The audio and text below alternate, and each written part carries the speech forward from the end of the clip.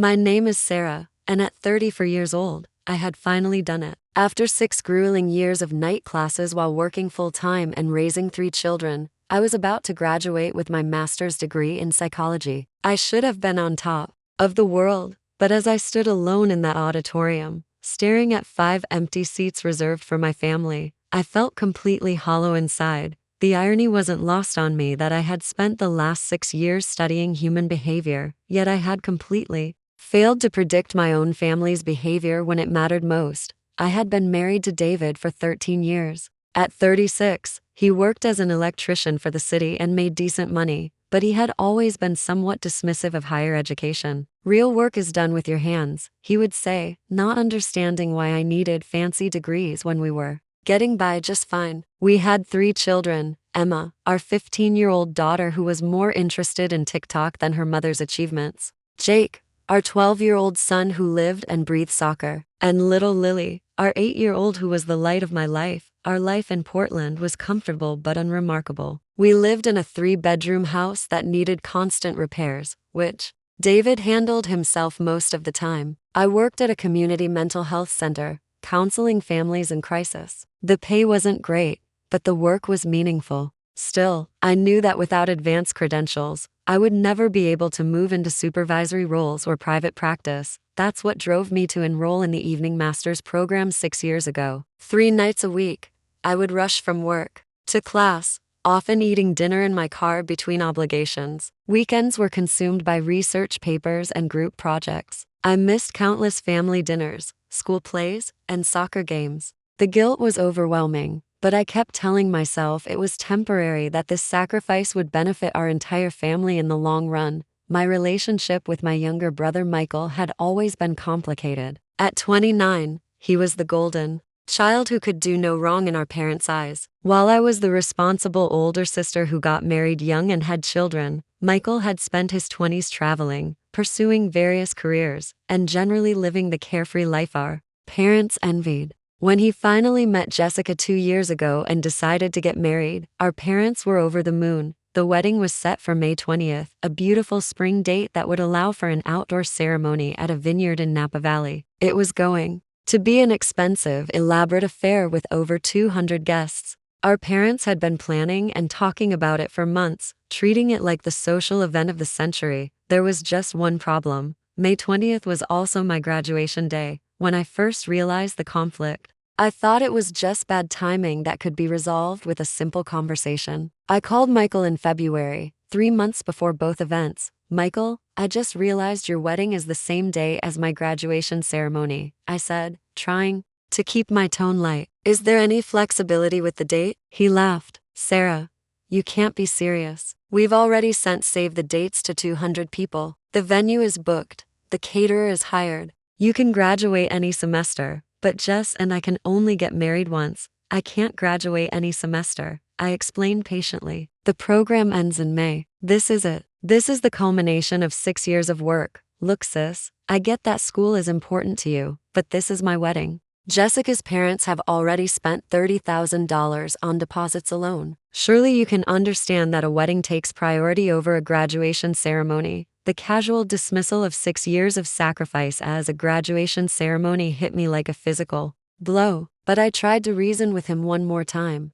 What if you move the wedding to Saturday instead of Sunday? Or even the weekend before or after? The venue is only available that Sunday, and all our friends have already requested time off work. You're being unreasonable, Sarah. Just skip the ceremony and celebrate later. It's not like you won't still get the degree. That conversation ended with both of us frustrated, and I foolishly hoped that our parents would see reason and perhaps encourage Michael to compromise. Instead, when I called them that evening, I encountered the same attitude. Oh, honey, my mother sighed. Why? Didn't you check with us before scheduling your graduation? We've been planning this wedding for months. Mom, I didn't schedule my graduation. The university sets commencement dates, and I told everyone 6 months ago that I would be graduating in May. But a wedding is a once-in-a-lifetime event. My father chimed in on the speakerphone. You can always attend another graduation ceremony. There is no other graduation ceremony for me, I said, my voice rising. This is it. After 6 years of night school, missing family time, sacrificing Weekends, this is my day.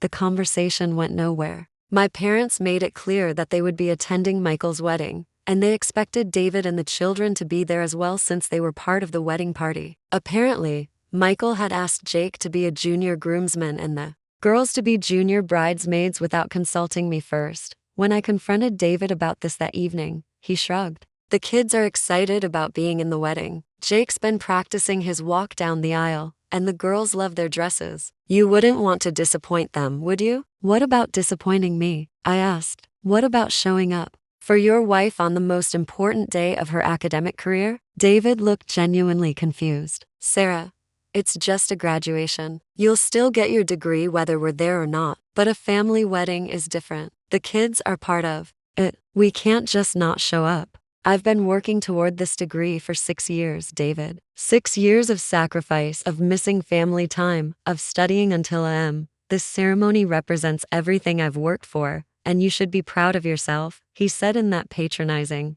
tone that made my blood boil. But let's be practical. The kids are in the wedding. Your parents will be there. Your brother specifically asked for our family to be involved. How would it look if we skipped his wedding for a graduation ceremony? That night, I lay awake staring at the ceiling, wondering how my family could be so obtuse. I had supported David through his career changes, cheered him on when he got promoted to supervisor, celebrated when he completed his electrician certification. I had attended every single soccer game, dance recital, and school play for my children. I had been present for every milestone in my parents' and brothers' lives. Yet when it came to my achievement, they acted like I was being selfish for wanting their support. 2 months before graduation, I made one final attempt to salvage the situation.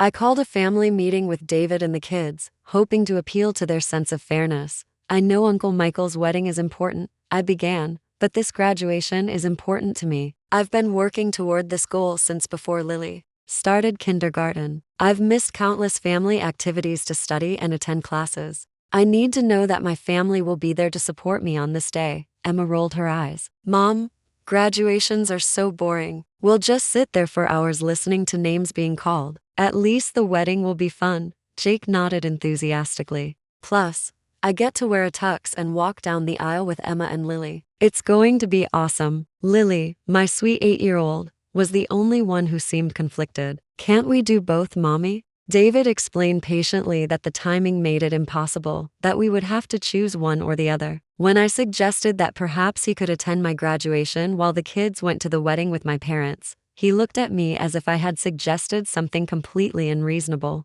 Sarah, I'm the kid's father. I can't miss my brother-in-law's wedding. What would people think? What about what people will think when my own husband doesn't show up to my graduation? I countered. That's different, he said, though he couldn't explain how as May approached. I found myself becoming increasingly isolated. Friends from my program asked if I was excited about graduation, about having my family there to celebrate. I smiled and nodded, too embarrassed to admit that my entire family was choosing a party over my academic achievement. My advisor, Dr. Martinez, noticed my subdued mood during our final meeting. Sarah, you should be celebrating, she said. You've accomplished something remarkable working full-time, raising 3 children, and earning a master's degree with a 3.8 GPA. Your family must be so proud. I managed a weak smile. They are, I lied. The week of graduation, the house was in chaos as everyone prepared for the wedding. The girls' bridesmaid dresses hung prominently in the living room. Jake practiced his processional walk daily, and David had picked up his rented tuxedo. Meanwhile, my graduation gown hung forgotten in my closet. I had bought a new dress for the occasion, a beautiful emerald green sheath that complemented my complexion and made me feel confident. I had also splurged on a haircut and highlights, something I rarely did for myself. If I was going to walk across that stage alone, I was at least going to look my best. The night before graduation, as my family excitedly packed for their trip to Napa Valley, I sat alone in my bedroom looking at my diploma holder and thinking about the journey that had brought me to this point. 6 years of late-night studying, weekend research, missed family time, and financial sacrifice, all for a degree that my family apparently considered less important than an open bar and a DJ. David poked his head into the bedroom. We'll be back Sunday night, he said casually, as if they were just going on a regular family trip. Maybe We can go out to dinner Monday to celebrate your graduation. I looked at him with tears in my eyes. Do you really not understand what you're doing to me? He sat on the edge of the bed, finally seeming to grasp that this was more serious than he had realized. Sarah, I'm sorry. I know this is hard, but Michael is family too. The kids are so excited about the wedding. Can't you understand my position? Can you understand mine? I asked. I'm going to walk across that stage completely alone. My husband, my children, my parents, my brother, none of you will be there. Do you have any idea how that feels? David was quiet for a long moment. I didn't think it would matter so much to you. It's just a ceremony. It's not just a ceremony, I whispered. It's recognition for 6 years of sacrifice. It's proof that all those nights I missed putting the kids to bed, all those weekends I spent writing papers instead of going to family barbecues, all those times I fell asleep at my desk studying it, was all worth something. For a moment, I thought he might change his mind. But then Jake bounded into the room, excited about the early morning drive to California, and the moment passed. Graduation day dawned bright and clear, one of those perfect Portland spring days that make you forget about the 9 months of rain. I got up early and went for a run, trying to shake off the melancholy that had settled over me. When I returned, the house was empty. My family had left for the wedding at a.m. to make the drive to Napa Valley. David had left a note on the kitchen counter.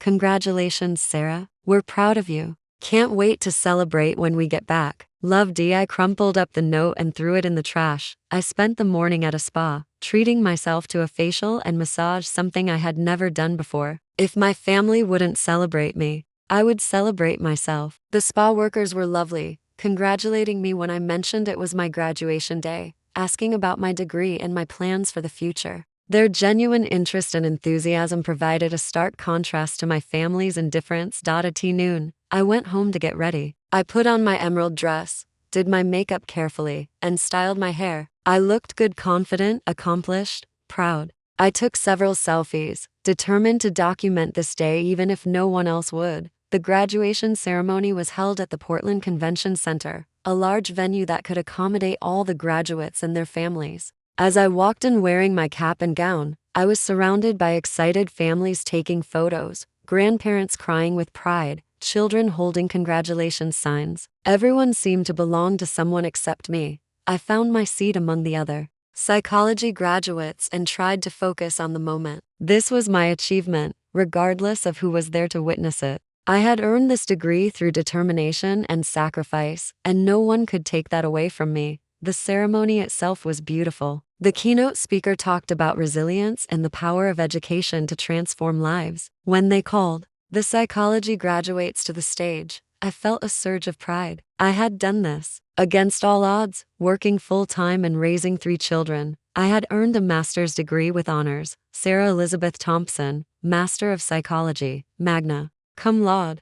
I walked across the stage with my head held high, shook the dean's hand, and accepted my diploma. The applause from the audience was warm but anonymous. No one called out my name, no one cheered specifically for me, but I felt triumphant nonetheless. After the ceremony, as families gathered for photos and celebrations, I found myself standing alone on the steps of the convention center. Other graduates were surrounded by loved ones, champagne was being popped, and flowers were being exchanged. I took a few photos by myself, trying to look happy for social media. Just as I was about to leave, my phone rang. It was my colleague and friend Lisa from work, who had been unable to attend due to her own family commitments. Sarah, how was it? How do you feel, Master Thompson? Her excitement was infectious, and for the first time all day, I genuinely smiled. It feels surreal, I admitted. 6 years of work, and it's finally done. I'm so proud of you, she said. What you've accomplished while working full-time and raising 3 kids, it's incredible. Your family must be over the moon.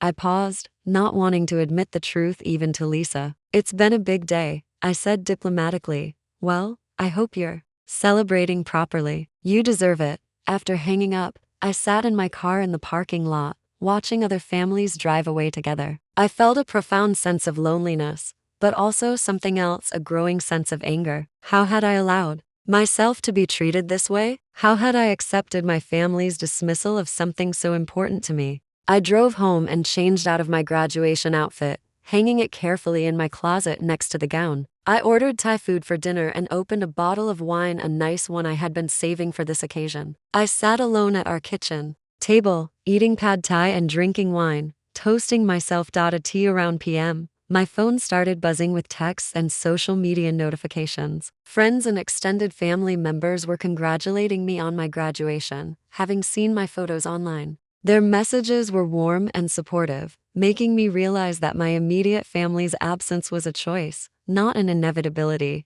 Then the wedding photos started appearing on social media. My children looked beautiful in their formal wear. My parents were beaming with pride as they posed with the bride and groom, and David looked handsome in his tuxedo. Everyone was clearly having a wonderful time celebrating Michael and Jessica's big day. What stunned the most was a photo my mother had posted with the caption, "So proud of our son Michael and his beautiful bride Jessica. What a perfect day surrounded by family." The comments poured in from relatives and family friends, all celebrating the happy couple. Not a single mention of my graduation, not even from my own mother. That night, I made a decision that would change everything. I drafted a Facebook post of my own. Today I graduated magna cum laude with my master's degree in psychology after 6 years of night school while working full-time and raising 3 children. It was one of the proudest moments of my life, and I'm grateful for everyone who supported me on this journey. Here's to new beginnings and never giving up on your dreams. No matter what obstacles you face. I attached several photos of myself in my cap and gown, looking confident and accomplished. Within minutes, the comments and congratulations began pouring in from friends, colleagues, and extended family members. The response was overwhelmingly positive and supportive, but there was still silence from the people who mattered most. Sunday evening, my family returned from the wedding full of stories about how beautiful everything was, how much fun the children had, and how happy Michael and Jessica looked. They breezed through the front door carrying leftover wedding cake and talking excitedly about the reception. "Mom, you should have seen the flowers," Emma gushed. "Everything was so elegant, and the food was amazing," Jake added. "They had this whole dessert table with like 20 different things." David kissed me on the cheek. "How was your graduation, babe? Sorry we missed it, but we can celebrate this week." The casual tone, the afterthought nature of his question, the complete lack of awareness about what they had done to me, it was all too much. "Get out," I said quietly. "What?" David looked confused. "Get out of the house. All of you. Go to a hotel. Go to your parents, I don't care. But I want you out of my house tonight." The children stopped chattering and stared at me with wide eyes. David's expression shifted from confusion to concern. "Sarah, what's wrong? Are you upset about the graduation thing? We said we'd celebrate this week." "The graduation thing?" I repeated, my voice getting louder. "The graduation thing? 6 years, David. 6 years I worked toward this degree. 6 years of sacrifice, of missing family time, of studying until I could barely keep my eyes open. And you call it the graduation thing like it was some optional event I chose to attend." "Honey, calm down," he said, which was exactly the wrong thing to say. "Don't you dare tell me to calm down. I walked across that stage completely alone today. Do you understand that? While you were all drinking champagne and celebrating a party.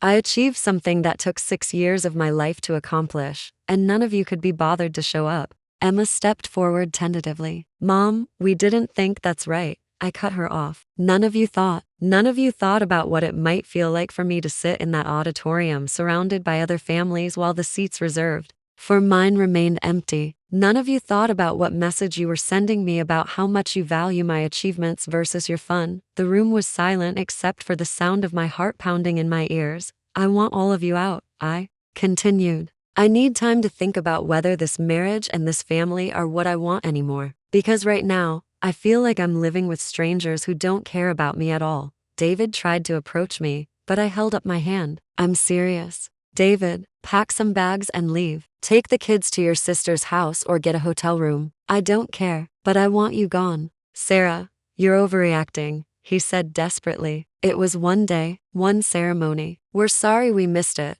but it's not worth destroying our marriage over one day." I laughed bitterly. "This isn't about one day. This is about 13 years of your priorities always coming first. This is about my dreams and goals being treated as hobbies while yours are treated as necessities. This is about being taken for granted by the people who are supposed to love me most." The tears I had been holding back all day finally came, and I sobbed openly in front of my shocked family. "Mommy, please don't cry," little Lily said, moving toward me. I knelt down and hugged her, breathing in her familiar scent. "I love you, sweetheart. This isn't about you kids, okay? Mommy just needs some time to figure things out." David, realizing I was serious, began making phone calls to find accommodations for the night. Within an hour, they had packed overnight bags and were heading to his sister's house across town. The kids were confused and upset, but David managed to frame it as an impromptu sleepover with their cousins. As their car pulled out of the driveway, I felt a mixture of relief and terror. For the first time in years, I was completely alone. And I wasn't sure if that was liberation or devastation. I spent the next 3 days soul searching. I called in sick to work, which I never did, and used the time to think about what I wanted from life. I walked through our neighborhood, reflecting on the 13 years David and I had built together. I looked through photo albums, remembering happier times when I felt valued and supported. But I also couldn't stop thinking about how alone I had felt on graduation day, and how casually my family had dismissed something so important to me. I realized that this pattern of neglect wasn't new, it had been building for years. My needs and achievements had gradually become secondary to everyone else's, and I had allowed it to happen by being too accommodating, too understanding, too willing to sacrifice my own happiness for family harmony. On Wednesday evening, David came by alone to talk. "The kids miss you," he said. "Lily cried herself to sleep last night asking when Mommy was coming home." "I miss them too," I admitted, "but I needed this time to think." We sat at the kitchen table where we had shared thousands of meals and conversations over the years. "I've been thinking too," David said. "And you're right, we screwed up." I screwed up. "Your graduation was important, and we should have been there." "It's not just about the graduation, David. It's about a pattern of behavior that goes back years. My accomplishments don't matter as much as everyone else's. My time doesn't matter as much. My dreams don't matter as much." He was quiet for a long moment. "What do you want me to do? How do I fix this?" "I don't know if you can fix it," I said honestly, "but I know what needs to change if we're going to stay married. I need to feel like an equal partner in this relationship. I need my goals and achievements to be celebrated, not tolerated. I need you to show up for me the way I've always shown up for you."